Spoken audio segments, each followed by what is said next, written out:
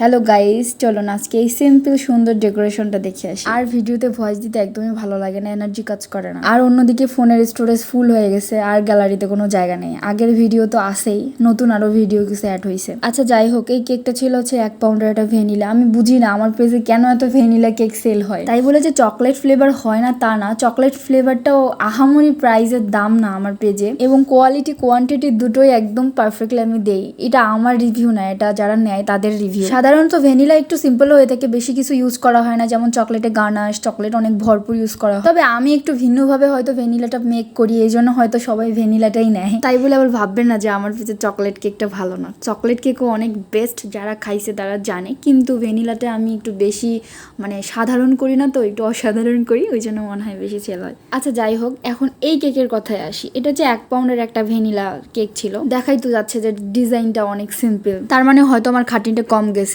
এটা আসলে মোটেও না, এই সিম্পল কেকগুলোতেই অনেক বেশি সময় লাগে, কেননা অনেক কালার এবং শেড নিয়ে আসতে হয়। এই কেকটা সিম্পল অনেক সুন্দর লাগছিল, কিন্তু যখন আমি সুগার পার্টগুলো বসাইতেছিলাম, এই যে সুগার বলগুলো, তখন এই কেকটার সৌন্দর্য আরো দ্বিগুণ হয়ে যাচ্ছিল। আর তার উপরে কেকটাতে একদম সিম্পল এবং 2-3টা কালার মিক্সড করা। সো গাইস, ফাইনালি আমার কেকের ডেকোরেশনটা একদমই ডান। তো আজকে এ পর্যন্তই থাক, আল্লাহ হাফেজ।